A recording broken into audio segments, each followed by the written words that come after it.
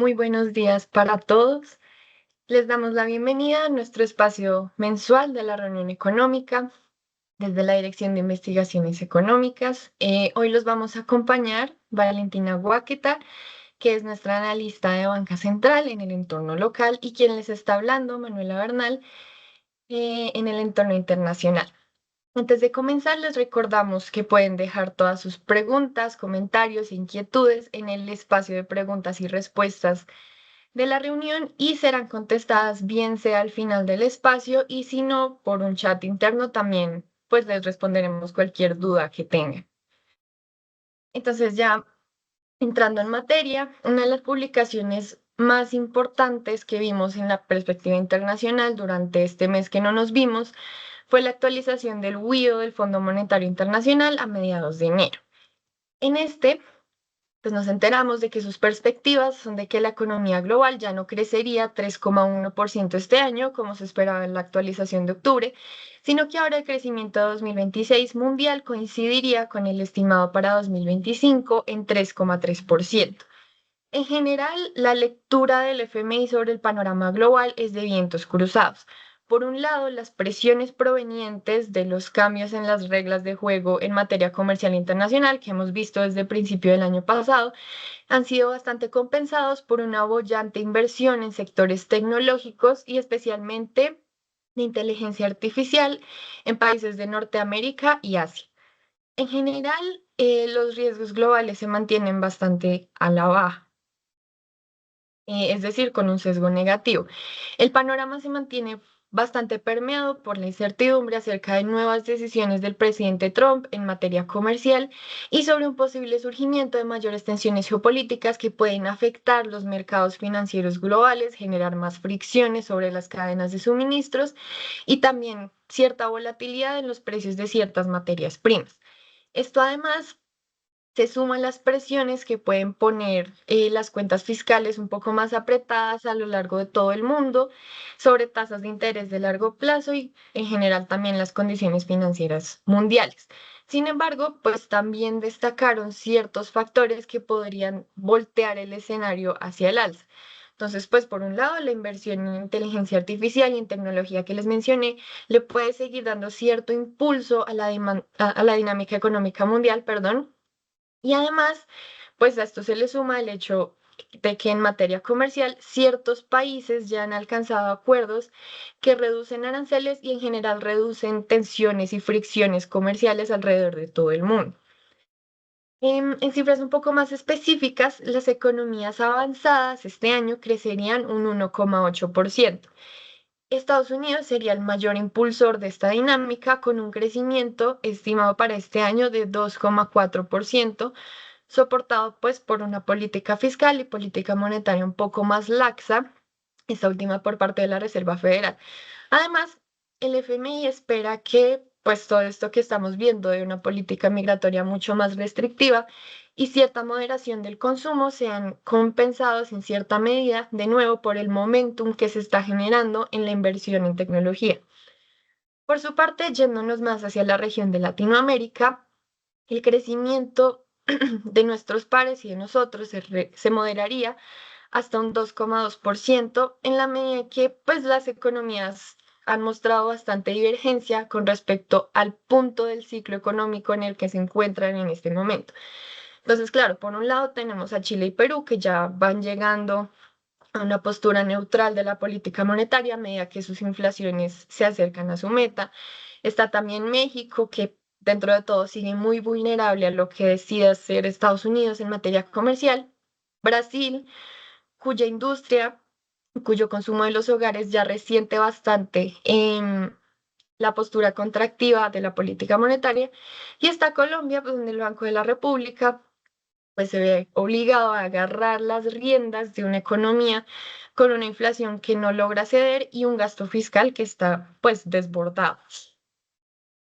Ahora, si les parece, hagamos zoom en un momento hacia las cifras de cierre de 2025 con las que ya contamos para las principales economías del mundo. Entonces, por un lado, tenemos las cifras de la zona euro. Hace poco se publicaron los datos de PIB para el cuarto trimestre de 2025 y por ende para el año completo. Lo que vemos en la gráfica del lado de la izquierda es que la economía europea creció un 1,3% durante el último trimestre del año, gracias a un desempeño mejor de lo esperado en países como Alemania, España o Italia. En general, el reporte de la Comisión Europea mostró que el consumo de los hogares jugó un papel bastante fundamental dentro del crecimiento de este último cuarto y en general dentro de la recuperación que vimos entre 2024 y 2025. También cabe destacar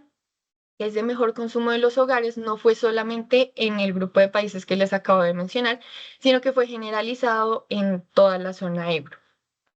Con esto, entonces la economía europea creció 1,5% en 2025 completo y pues esto implica una corrección bastante importante frente a un modesto crecimiento de 0,9% en 2024. Aquí destacamos bastante que la cifra va bastante en línea con las declaraciones del Banco Central Europeo en las que mencionaron que la economía se encuentra en general en un buen lugar. Y con la recuperación de la economía, en 2025 el FMI hacia adelante, 2026 y 2027 por lo menos, ve cierta inercia que se mantendría. Y en general, pues esperan que el crecimiento para este año sea de 1,3% y para el siguiente sea de 1,4%. El mayor impulsor seguiría siendo un mayor gasto público en países como Alemania y el buen momentum que han venido mostrando países como Irlanda o España. Por su parte, pasando al lado de la derecha, China volvió a cumplir con su objetivo de crecimiento del 5% durante 2025 y como vemos es el segundo año consecutivo en el que crece a esta tasa. La mayor parte del crecimiento, también como vimos en los datos trimestrales del año pasado, estuvo soportado pues por la demanda externa, por las exportaciones. Esto en la medida en que el país pues fue capaz de diversificar con bastante eficiencia sus destinos de exportación. Entonces amplió su presencia en mercados como África, donde las exportaciones crecieron un 25,8%, y a un bloque de ciertos países asiáticos, donde sus exportaciones también crecieron alrededor de 13%. Por otro lado, pues los envíos a Estados Unidos sí se lograron reducir en un 20%, pues por toda la coyuntura arancelaria y de guerra comercial que vimos entre estos dos países. En línea con esto, la producción industrial logró mostrar un buen crecimiento de casi 6% en el año completo, impulsada por sector automotriz y por la producción de equipos electrónicos, pero de nuevo todo esto muy orientado hacia la exportación. Ya en contraste, pues la demanda interna sigue bastante débil y se mantuvo débil durante todo el año. La inflación en el consumidor estuvo la mitad del año en terreno negativo y las ventas minoristas se desaceleraron bastante en comparación a 2024. Con respecto a esto, pues la razón es la misma que les hemos venido comentando en espacios anteriores, y es que persiste la baja confianza tanto de hogares como de ciertas empresas luego de la crisis inmobiliaria que pues se vivió en el país desde hace ya un tiempo. En este sentido, pues el FMI espera que la economía del gigante asiático crezca solo 4,5% durante este año, aunque pues cabe destacar que el dato sí fue revisado al alza frente a las previsiones que teníamos en octubre del año pasado. Los desafíos estructurales en materia interna que les acabo de comentar, pues sí esperamos que les vaya a cobrar factura, por lo menos ahorita durante el corto plazo. Ahora bien, pues vale la pena también ponerle atención a los desarrollos más recientes en cuanto a política monetaria mundial. Y esto en la medida en que esa divergencia que veíamos ya en los ciclos de política monetaria de los mercados emergentes ha empezado también a materializarse en mercados avanzados, que eso pues es algo que no veíamos desde hace ya un tiempito. Específicamente, entonces, concentrémonos en la diferencia de ciclos entre el Banco Central Europeo, el Banco de Inglaterra y el Banco de la Reserva Austral. Entonces, en primer lugar, por el lado del Banco Central Europeo, ya van 5 reuniones consecutivas en las que mantienen su tasa de interés en el 2%, lo cual se fundamenta en que la buena trayectoria de la inflación y de la actividad económica del bloque europeo, pues no justifica ninguna medida de política monetaria ni de estímulo ni de contracción. Por otro lado, el Banco de Inglaterra todavía lucha bastante por devolver la inflación a su meta del 2%. Por el momento lo que conocimos fue que la inflación de diciembre se aceleró un poco de 3,2 a 3,4%, lo cual pues motivó la pausa que vimos en el proceso de flexibilización de la política monetaria del banco, que mantiene su tasa en 3,75%, aunque también pues con una votación un poco dividida. Y casi al otro lado del mundo, por el lado de Australia, pues el Banco de la Reserva allá no ha corrido, digamos, la misma suerte que el Banco Central Europeo, en la medida que Australia, junto con Japón, son los únicos países del mundo avanzado que se han visto en la necesidad de aumentar su tasa de intervención. En el caso de Australia, esta en este momento se ubica en 3,85%. ¿Esto por qué sucedió? Porque la inflación de diciembre aumentó de forma considerable hasta 3,8% frente a un 3,4% que habían observado en noviembre. Ese repunte, pues, naturalmente obligó al Banco Central a aumentar su tasa de política y solamente 6 meses luego de que realizaron su último recorte. Bueno, ahora sí, enfoquémonos un poco hacia las economías emergentes y hacia los flujos de capitales de esas economías emergentes. Como podemos ver en la línea naranja de la gráfica, los flujos netos de capitales hacia nuestras economías durante enero y lo poquito que llevamos de febrero han sido considerablemente superiores a lo que habíamos observado pues en los últimos años, sobre todo 2025. En general, la entrada de flujos está atribuida a varios frentes.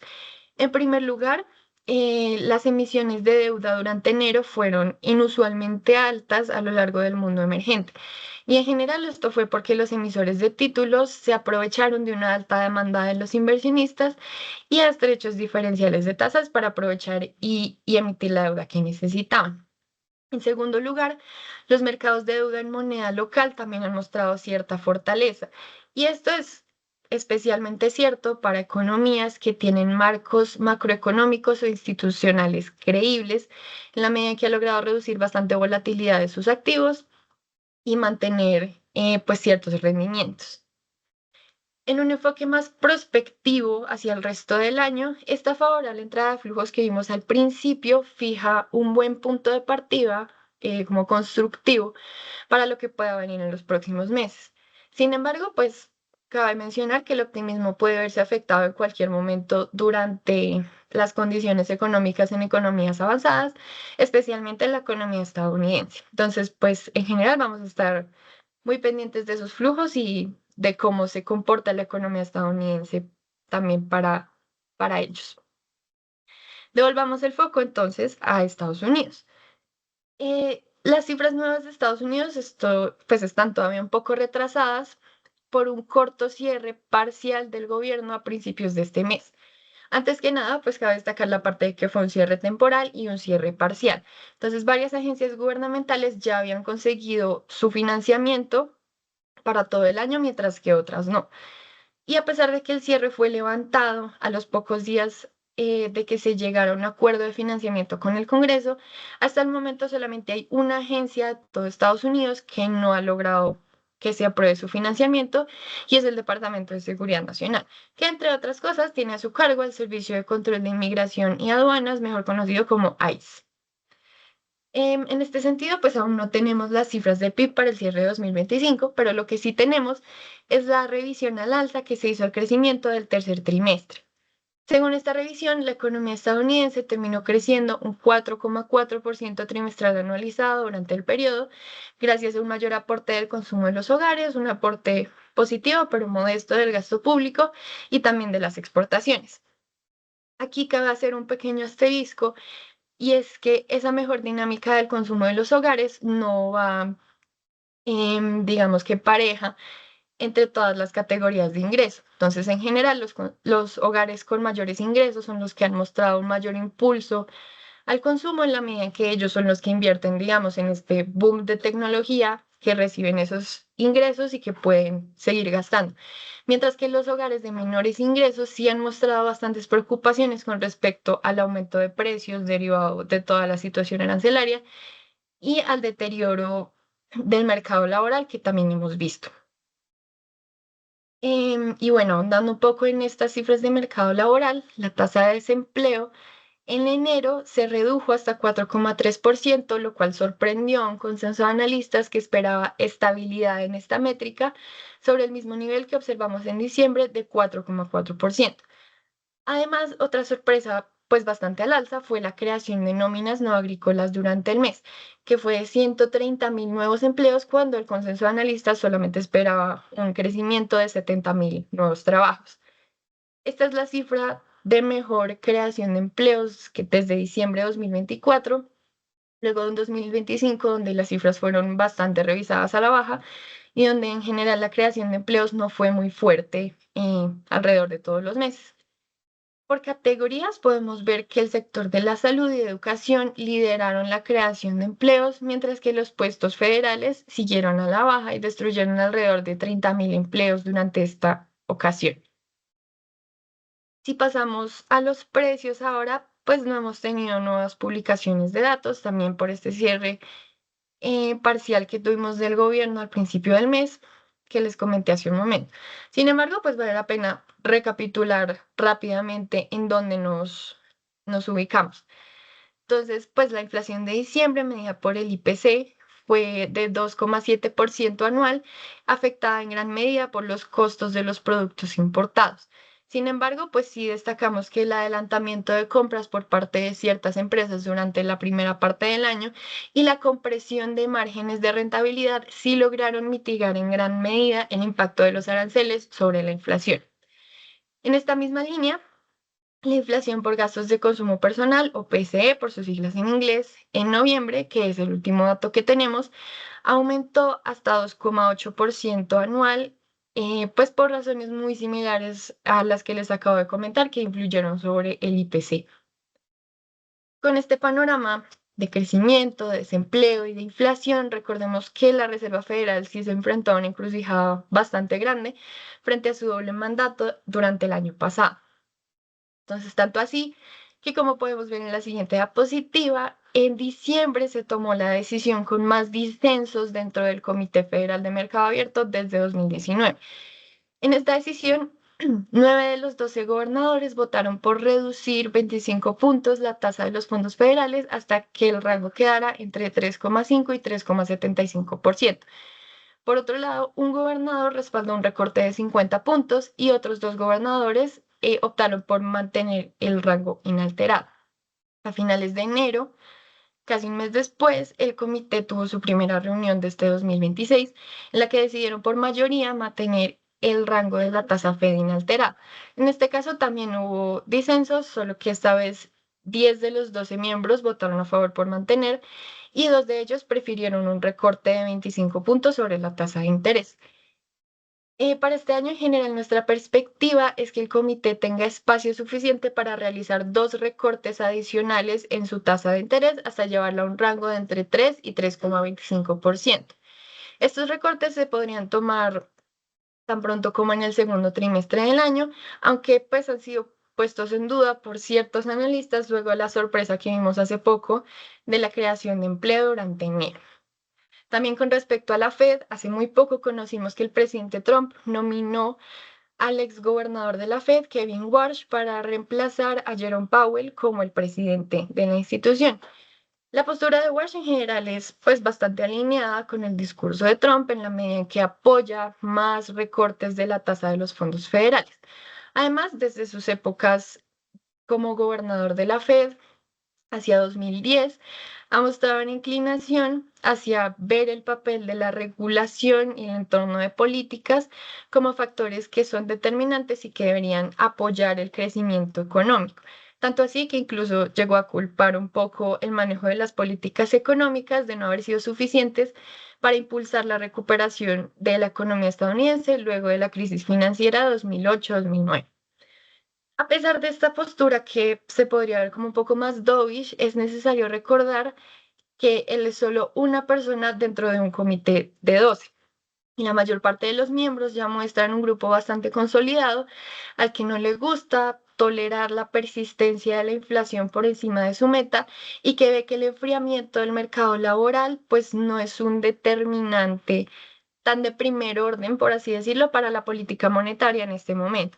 En este sentido, pues no podríamos llegar a afirmar que el cambio del presidente de la Fed también va a cambiar las posturas y decisiones de todo el comité. Entonces, pues nuestra perspectiva de los dos recortes que les mencioné hace un momento se mantiene inalterada. Ahora bien, también cabe hacer un pequeño asterisco aquí, y es que el nombramiento de un nuevo presidente de la Fed está un poco en duda en la medida que el senador Tom Tillis ha frenado bastante la nominación de Walsh hasta que, por lo menos, el Departamento de Justicia concluya su investigación contra el actual presidente de la Fed, Jerome Powell. Y pues cabe destacar que esa decisión del senador no es por nada más, sino por tratar de mantener la independencia de la institución. Ahora bien, en cuanto a la curva de tesoros de Estados Unidos, durante lo corrido de todo este año, hemos visto una valorización a lo largo de todos los plazos. Esto responde a la expectativa bien consolidada entre analistas y entre inversionistas de que la Fed seguiría con sus recortes a la tasa de los fondos federales en ciertas ocasiones durante lo que queda de este 2026. En general, el comportamiento hacia adelante de la curva de tesoros, entonces va a seguir respondiendo a estas decisiones y las nuevas expectativas que se tengan sobre la Fed, cuyo presidente cambiará en tan solo unos meses, así como la evolución de las cifras, expectativas sobre la inflación y la política fiscal estadounidense, que también pues ha sido todo un tema de conversación desde que Trump subió a la presidencia hace ya pues un tiempo. Con esto entonces le doy paso a Valentina para que nos explique todas las turbulencias que hemos visto en el entorno local. Muchas gracias.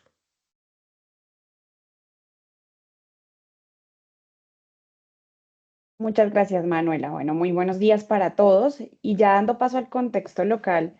sin duda el foco del mes pasado estuvo en el primer dato de inflación del año, especialmente después de lo que ya conocemos fue el fuerte aumento del salario mínimo para este año.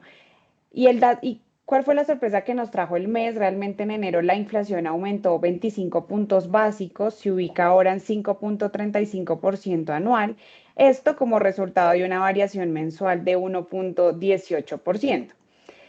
¿Qué es lo importante en este dato que ya suena bastante alarmante? Y es que este es el registro mensual más alto para un enero en los últimos años y permitió que la inflación anual se ubicara en el nivel más alto desde octubre del año pasado. Es decir, perdimos lo que se habían considerado fueron algunas ganancias de los últimos meses del año pasado. Recuerden que la inflación cerró el año en 5,10% anual. eh, y ahora nos deja ver una historia que empieza a preocupar de nuevo con algo que ya sabíamos iba a pasar por efectos del aumento del salario mínimo. Este dato además estuvo en línea con el consenso, muy cerca de nuestra proyección, pero lo importante y lo realmente relevante aquí es la composición que tiene este dato, y es que como lo ven en la gráfica de la izquierda, cerca del 70% de la inflación mensual estuvo concentrada en los componentes de servicios, la barrita gris, y de regulados, la barrita negra. Solo estos dos componentes explicaron cerca de 83 puntos básicos de lo que fue el total de los 118 puntos básicos del resultado mensual en enero. ¿Qué es lo que vimos en particular? Y es que en servicios tenemos una aceleración importante en rubros que son intensivos en mano de obra, como comidas por fuera del hogar, pero también en rubros que ya sabemos son fuertemente indexados, como lo que suele pasar con arriendos. Y aquí es donde empezamos a tener esas ideas de que ya se está materializando el efecto de la indexación y del aumento del salario mínimo en algunos de los rubros. También tuvimos un resultado muy particular, y es que lo que también contribuyó a servicios fue el aumento del servicio de los servicios domésticos,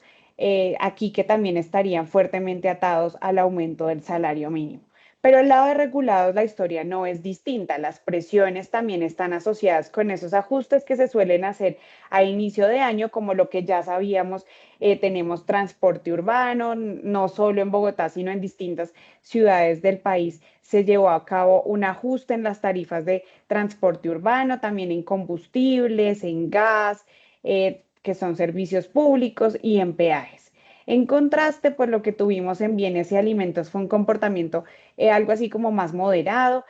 lo que sí confirma que estamos en una dinámica que está fuertemente asociada a la indexación y que claramente la persistencia de la inflación sigue siendo evidente. Y es este el mensaje de fondo con el resultado, con el primer resultado de inflación que tenemos en el año. Y es que la inflación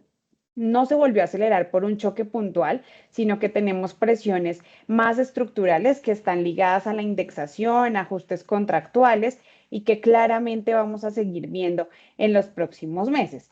Y no solo nos quedemos con el número total, pasemos a ver qué va más allá y miremos las métricas básicas. Y aquí en la siguiente diapositiva, y aquí el panorama es incluso más desafiante. Si ven ustedes en la línea azul y la línea gris, eh, que tenemos las distintas medidas de inflación básica que son sin alimentos y sin alimentos ni regulados, ambas se ubican por encima del 5.4% anual y alcanzaron niveles no vistos en cerca de un año, algunas niveles no vistos desde octubre de 2024, desde febrero de 2025, que son realmente resultados que preocupan. ¿Y por qué es relevante esto? Porque es que nosotros nos centramos a ver lo que sucede con las inflaciones básicas y es porque son estas métricas las que permiten excluir los componentes que suelen ser más volátiles y permiten o reflejan mejor la tendencia subyacente de los precios. Es aquí importante resaltar que también que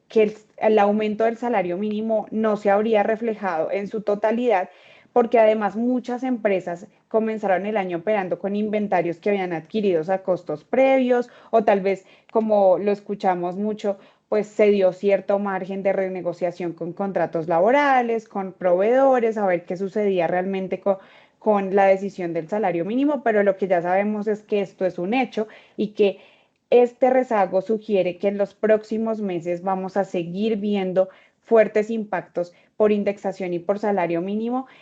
no solo en servicios y en regulados, sino también en los otros rubros de la inflación, lo que nos mostraría que efectivamente vamos a tener presiones adicionales y que lo más seguro es que tengamos inflaciones superiores al 6% en lo anual en lo que resta del año. Este resultado claramente confirma que el proceso de desinflación, que fue algo que escuchamos particularmente en la primera mitad del año pasado, pues está teniendo un obstáculo que parece algo más estructural. La alta indexación de la economía ha permeado el resultado, pero además el fuerte dinamismo que hemos tenido en la economía colombiana con un consumo que sigue bastante sólido también ha permitido que el proceso desinflacionario sea un poco más lento. Por eso, más allá de que el resultado mensual sí fue muy alto, lo que tenemos son señales de que esta convergencia a la meta, que es lo que realmente preocupa al Banco de la República, va a ser no solo más gradual, sino también más exigente. Y es en este contexto de precios donde la Junta Directiva del Banco de la República tuvo que tomar una decisión que claramente marcó un punto de inflexión en lo que estábamos viendo, era el ciclo monetario para Colombia, y es que por primera vez en cerca de 3 años, pues la Junta decidió aumentar su tasa de política monetaria. En esta ocasión lo hizo en 100 puntos básicos, de manera que ahora la tasa se ubica en 10.25%. Recordemos que al menos desde abril del año pasado la tasa se mantuvo estable en 9.25%, pero fue realmente, y aunque escuchamos en diciembre, según las minutas de la reunión de ese mes del Banco de la República, que ya habían algunos codirectores abogando por aumento de tasas, fue realmente hasta enero, donde después de que se hizo ya público la cantidad en la que se aumentó el salario mínimo, que los codirectores decidieron que era el momento para no repetir la historia de otros países, para corregir errores tal vez de ciclos pasados y realmente aumentar la tasa de interés en 100 puntos básicos. Esta decisión claramente sorprendió al consenso de analistas, quienes esperábamos un aumento de 50 puntos básicos y que este inicio del ciclo de política monetaria fuera un poco más gradual. Pero lo cierto es que la decisión va en línea con realmente atacar los problemas que está teniendo la política monetaria en el país y refleja un cambio claro en el balance de riesgos que en este momento está viviendo la actividad económica colombiana. Aquí lo que les queremos mostrar en la gráfica de la derecha es que la votación fue dividida, como realmente lo ha sido en las últimas decisiones. 4 codirectores votaron por aumentar la tasa en los 100 puntos básicos, 2 siguieron en su posición, que ha sido consistente desde al menos la segunda mitad del año pasado, de reducir la tasa en 50 puntos básicos, y solo un codirector votó por mantenerla inalterada. Esto claramente evidencia que hay distintas lecturas de la situación macroeconómica al interior de la Junta del Banco de la República, pero es evidente que la mayoría consideró que los riesgos inflacionarios requerían una señal contundente de parte de la autoridad monetaria del país. Y claramente, pues el banco reconoció que la inflación está muy elevada, el proceso de convergencia hacia la meta tiene bastantes obstáculos de aquí a llegar a una inflación de 3-4%, y pues revisó en su último informe de política monetaria que conocimos hace unos días su proyección de inflación para este año. Ellos el año pasado esperaban que la inflación cerrara en 4.1%, pero ahora esperan una inflación que cierre en 6.3%. Un elemento clave sin duda fueron las expectativas de inflación, que continúan muy por encima del rango de tolerancia, y es aquí donde creemos que la política monetaria sí debe actuar de manera preventiva, y consideramos que el movimiento de 100 puntos básicos fue una decisión óptima dado el panorama inflacionario que enfrenta Colombia. Esta decisión, en nuestro criterio, no es solo un ajuste técnico, no es solo subir 100 puntos básicos, sino es una clara señal de compromiso con la estabilidad de precios y también con la credibilidad del esquema de inflación objetivo, que es algo con lo que la Junta Directiva del Banco de la República ha sido muy vocal, y claramente ese es el mensaje que quiere dar. Sin embargo, lo que vemos en esta diapositiva es que tras la decisión de la Junta, pues el ajuste no solo se limitó a la tasa que ahora vemos en 10.25%, sino que también se modificaron de manera importante las expectativas frente a los movimientos que se van a hacer en el resto del año. Si vemos la gráfica de la izquierda, la mediana de los analistas espera pues que la inflación cierre este año en 6.2%, muy cercano a lo que espera el Banco de la República, que también cierre la inflación, mientras que la tasa de política monetaria para este año ya se ubicaría en niveles cercanos del 11%. Recordemos que esto fue previo a la decisión de subir la tasa en 100 puntos básicos. Así que pues claramente el mercado ya no espera ni que se lleve una relajación ni que el ciclo se mantenga estable, sino por el contrario, unas decisiones que sean más restrictivas, y en ese caso también sería un ciclo un poco prolongado. Por su parte, si vemos la gráfica de la derecha, pues la curva implícita del mercado muestra que la tasa podría alcanzar niveles cercanos al 12.75% en el tercer trimestre de este año, y pues que comenzaría a descender de forma gradual. Esto es claramente un ajuste significativo frente a lo que se esperaba a comienzos de año, si lo comparamos con esa línea punteada gris, donde se esperaba que en el tercer trimestre sí se alcanzara el pico de la tasa, pero tan solo se ubicara cercano al 12%. Este cambio de expectativas pues sí refleja en particular tres cosas desde nuestro punto de vista, y es que la inflación sigue sorprendiendo al alza, además los riesgos asociados a la indexación y al salario mínimo son persistentes, mm, pero además el mensaje que queremos rescatar acá es que los analistas confían en que el Banco de la República está dispuesto a reaccionar con firmeza, como fue el mensaje que dieron en la decisión de hace un par de semanas, con el fin de evitar un desanclaje en las expectativas aún mayor al que ya vimos, y pues llevar la inflación al objetivo del Banco Central. En este entorno, claramente, pues de cara a los hogares y las empresas, la tasa de interés se vuelve contractiva, esto implica aún más contractiva, esto implica un entorno financiero más restrictivo, tanto para los consumidores como para las empresas, en medio de lo que prevemos, pues no va a ser un aumento puntual de tasas claramente, sino que vamos a tener una recalibración de lo que va a ser el sendero de política monetaria de aquí en adelante en lo que resta de este año. Sin embargo, no todas las noticias han sido malas, y por eso es que nos encontramos en una situación particular, y es porque si pasamos a hablar de actividad económica, el panorama general, como ustedes lo ven en esa tablita, el verde sigue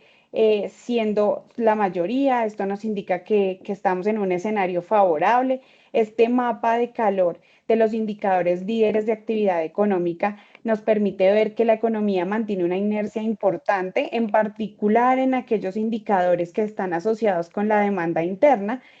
También lo que vemos es un mercado laboral que continúa fuerte, una cartera que tiene un crecimiento real positivo y unas importaciones pues que siguen siendo dinámicas. Todo esto lo que nos permite llegar a la conclusión de que claramente el consumo no se ha debilitado. Y aunque, por ejemplo, vemos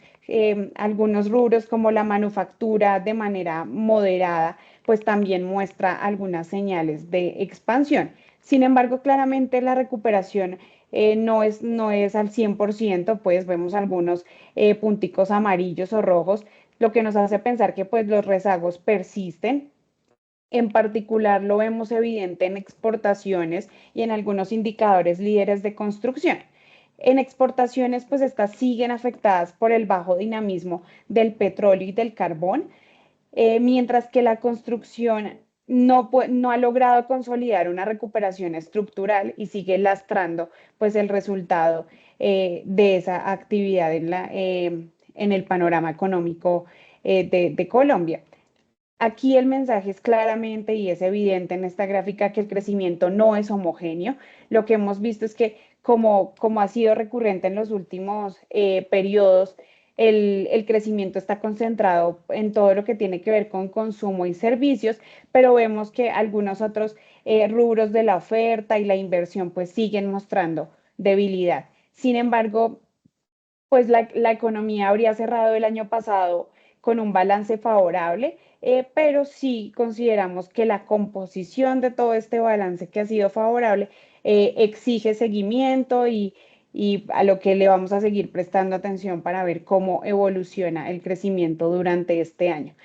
Y es esa composición del crecimiento que también se hace evidente cuando entramos a mirar lo que esperamos para el PIB de este cuarto trimestre del año. Y es que les contamos que este lunes, que es 16 de febrero, conoceremos el dato oficial del PIB del cuarto trimestre eh, de este año, del año pasado, 2025. Nuestro Naucas Bancolombia apunta a un crecimiento cercano al 3,1% anual. Con esto el promedio de todo el 2025 habría sido de 2,9%, que está en línea con nuestra expectativa y claramente se ubica por encima de lo que se anticipaba al inicio del año. Sin embargo, como les decía, queremos entrar a ver la composición de este resultado porque, como es evidente en la gráfica de la derecha, el principal motor sigue siendo el consumo. Y no solo el consumo privado, sino también el consumo público, mientras que la inversión y claramente el sector externo, es decir, las exportaciones e importaciones han tenido un papel algo más limitado.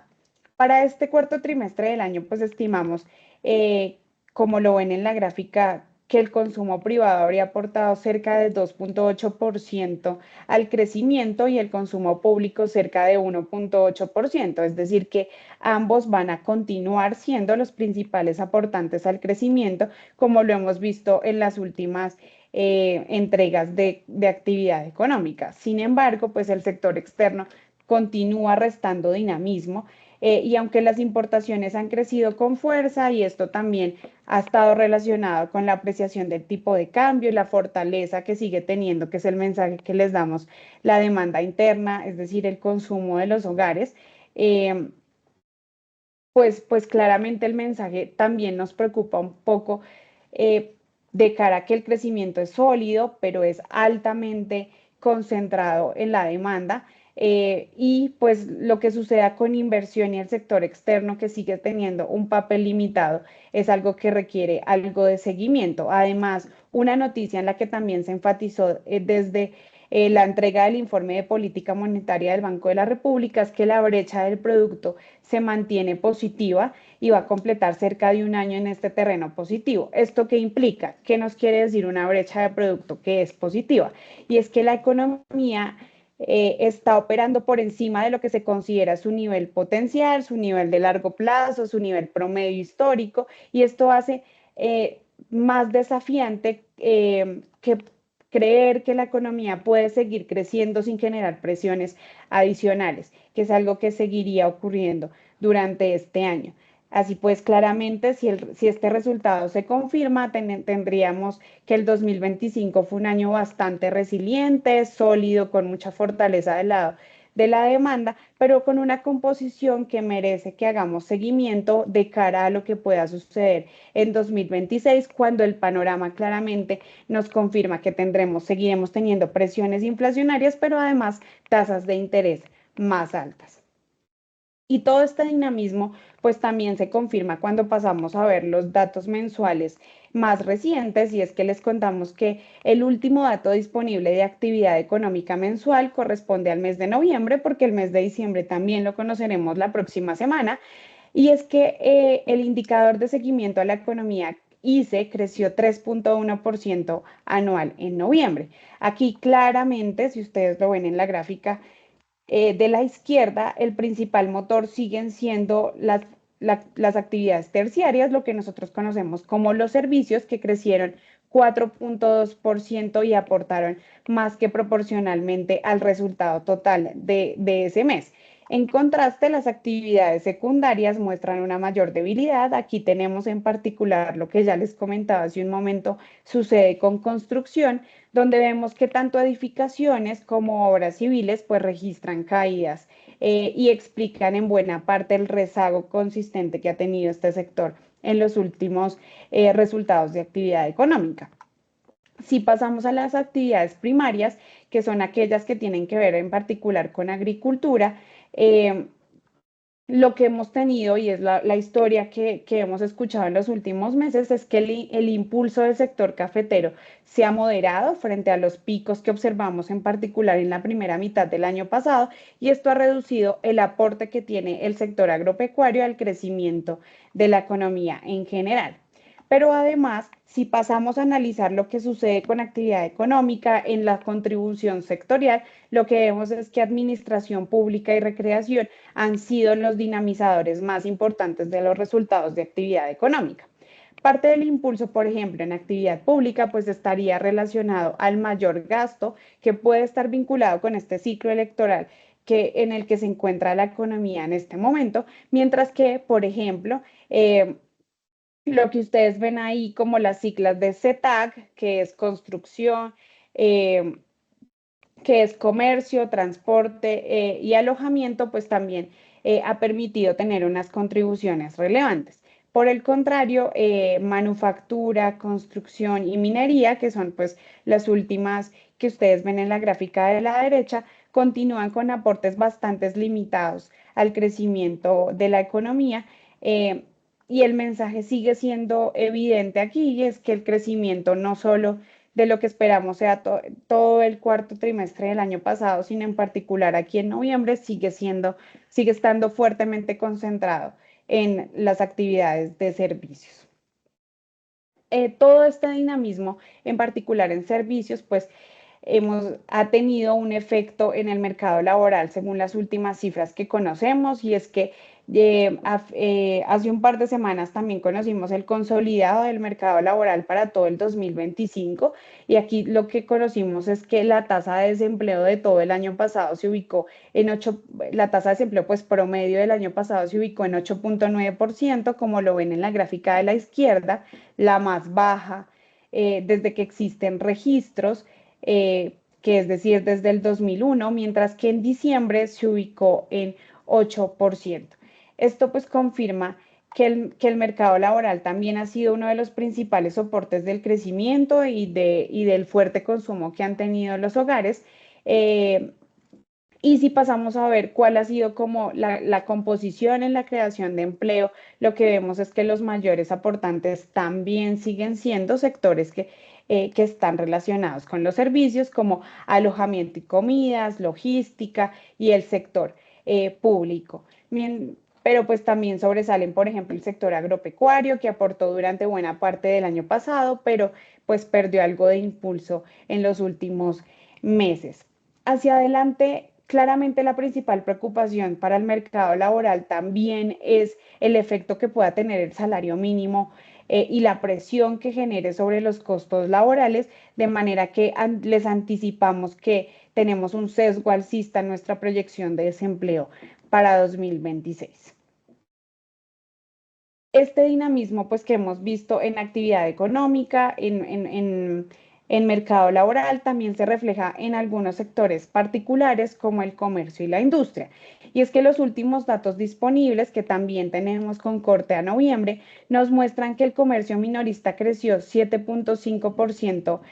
anual, como lo ven en la primera gráfica, mientras que la industria manufacturera lo hizo en 0.7%. Eh, si escuchamos estas cifras solas, de pronto podemos pensar que no es un crecimiento muy sólido, pero lo que sí nos permite confirmar es que este sector de industria manufacturera dejó atrás la contracción que vimos en los últimos periodos. En el comercio en impulso, lo que hemos visto es que sigue estando o sigue viniendo de bienes durables, de bienes para el hogar, de todo lo que tiene que ver con este comercio por parte de los hogares. eh, y también destacamos la venta de vehículos que sigue destacando en los últimos entregas de resultados. Y es que lo que vimos en noviembre tal vez fue algo de moderación en el sector automotriz, pero parte de lo que de las ventas asociadas a lo que escuchamos fue la feria del automóvil se habrían registrado en diciembre, por lo que creemos que el comportamiento se revertiría en cuanto conozcamos el resultado del cierre del año pasado. Además, también lo que hemos hablado en las últimas reuniones, las ventas de motocicletas siguen siendo bastante sólidas, con crecimientos bastante elevados, que nos permiten ver que en particular aquí también tenemos buenas noticias. Si terminamos esta diapositiva con los resultados de confianza, que también dan algunas señales de cómo están percibiendo la actividad económica, tanto los hogares como las empresas, lo que tenemos es que el índice comercial, tanto el industrial como el comercial, pues permanecen en terreno positivo. Y aunque en los últimos datos nos mostraron algunas señales de moderación, pues su tendencia sigue siendo consistente con unas muy buenas noticias por el lado de la confianza. Si pasamos a mirar ahora el sector externo, pues el mensaje sigue siendo muy parecido a lo que vimos durante el 2025 y son unas exportaciones que se mantienen muy moderadas, con un crecimiento cercano al 1% en el acumulado de todo 2025, por lo que les decía hace un momento, estaría relacionado con el bajo dinamismo que ha tenido el petróleo y el carbón. En las exportaciones, claramente lo que vivimos el año pasado con el café ayudó durante buena parte del año, pero pues ya vimos una moderación con respecto a los buenos resultados que conocimos en la primera mitad del 2025. En contraste, pues las importaciones tienen un comportamiento mucho más dinámico. En el año crecieron cerca de 10%, impulsadas en particular por bienes de consumo, ya todo lo que hemos venido escuchando de fortaleza por el lado de los hogares. Y es que tenemos una demanda interna fuerte, una tasa de cambio que se ha apreciado y que permite que se abaraten los productos importados. Aquí lo que vimos fue un déficit comercial que se amplió, que se incrementó cerca del 13% hasta noviembre por estas importaciones muy buenas, las exportaciones no tanto, de manera que pues aquí también nos vamos con el mensaje de que la demanda interna sigue jalonando la economía, pero el sector externo pues es un punto débil y un punto a revisar de cara a la composición del crecimiento económico que tiene nuestro país. Pero más allá de la actividad real, pues también vale la pena ver cómo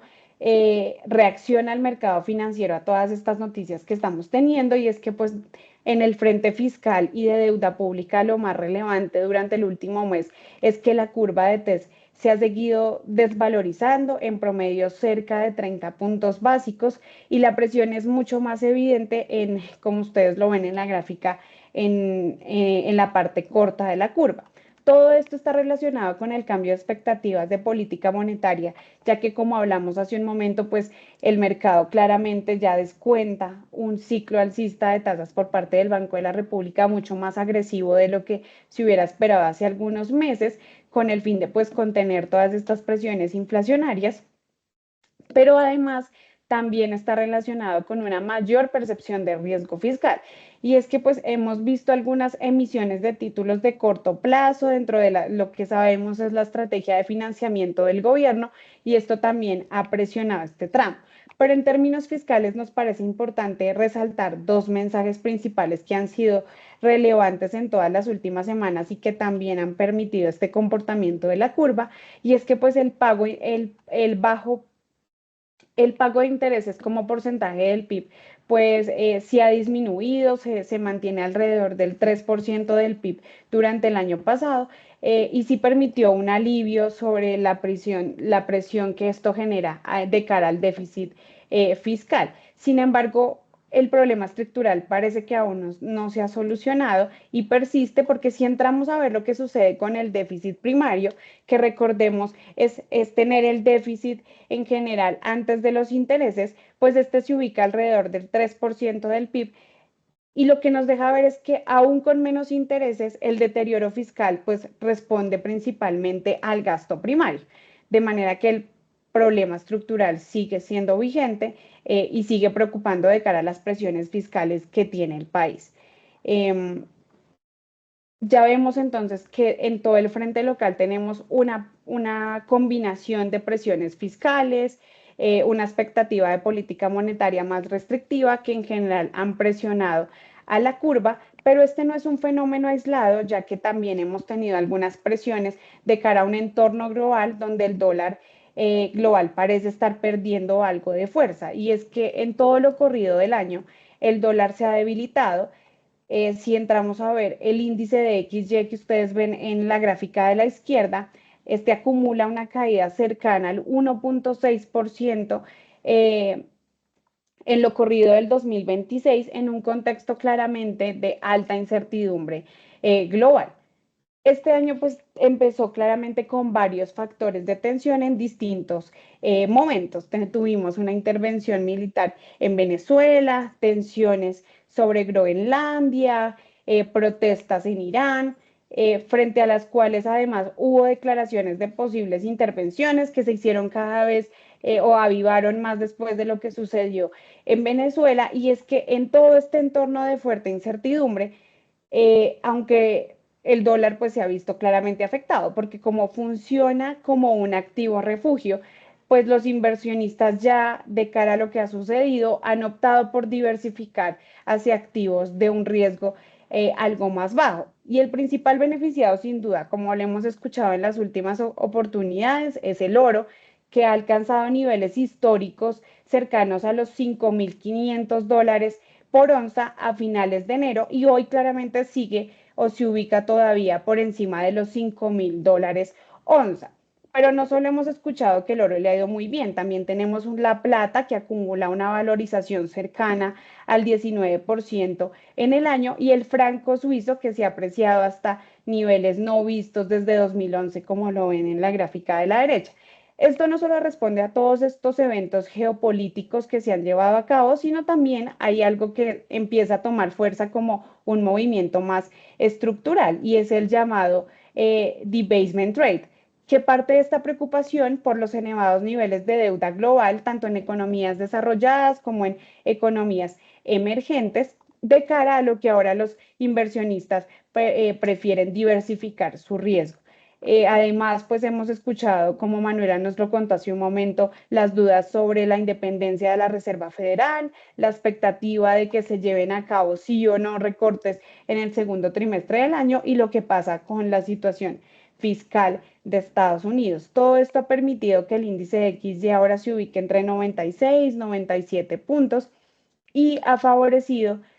y esta situación en general ha favorecido a las monedas emergentes. Por ejemplo, si entramos a ver las monedas de Latinoamérica, se han valorizado en lo corrido del año cerca de 6% y claramente el peso colombiano no es la excepción. Si entramos a hablar del peso colombiano, de la tasa de cambio de nuestro país, pues también tenemos factores locales que influyen en la dinámica reciente del tipo de cambio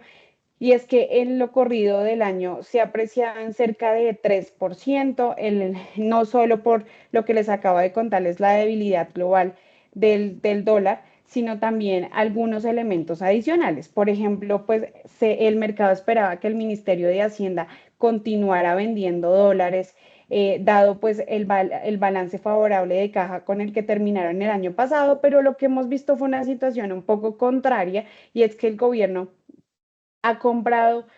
un poco más de $2.000 en el mercado cambiario, como lo ven en la gráfica de la izquierda, y ha señalado en algunas intervenciones puntuales que priorizará recomponer la caja de dólares durante el primer semestre de este año, luego de todas las operaciones de manejo de deuda que se realizaron el año pasado. Esto en teoría debería generar alguna presión al alza sobre la tasa de cambio, sin embargo, esto ha sido compensado por una debilidad estructural que el dólar global ha tenido, por lo que les contaba. Además, otro componente a considerar ha sido la decisión del Banco de la República de aumentar la tasa en 100 puntos básicos, junto con la expectativa de un ciclo monetario que va a ser más restrictivo y pues que ha reforzado el atractivo relativo del peso en aquellas estrategias de carry trade. En particular, y entonces aquí tenemos una combinación de distintos factores, un dólar global más débil, una política monetaria más restrictiva y también una menor presión vendedora en el mercado cambiario que explica la dinámica reciente del peso colombiano. Pero además, si comparamos lo que nos ha sucedido en términos de tasa de cambio con lo que le sucede a nuestros pares, pues a nuestras monedas pares, estamos, como lo ven en la gráfica de la derecha, prácticamente alineados con la tendencia, lo que confirma que el driver dominante de hoy sigue siendo el entorno global. En síntesis,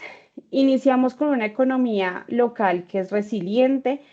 pero cuyas presiones inflacionarias persistentes han obligado a que la política monetaria sea aún más restrictiva. Eh, Junto con este panorama local, tenemos un entorno global marcado por la debilidad estructural del dólar, la elevada incertidumbre, la resiliencia de también la actividad económica estadounidense y de las principales economías avanzadas, pero que también se podría ver un cambio o algún patrón con lo que pueda suceder en la política monetaria. Este es el balance de los factores claves que consideramos por ahora son lo más importante en la dinámica tanto macroeconómica como financiera de 2026. Esperamos que este espacio haya sido de bastante utilidad para ustedes. No tenemos preguntas, pero saben que pueden en cualquier momento escribirnos al chat si surge alguna duda para ustedes. Muchas gracias por habernos acompañado en la reunión económica mensual y nos vemos dentro de un mes. Muchas gracias.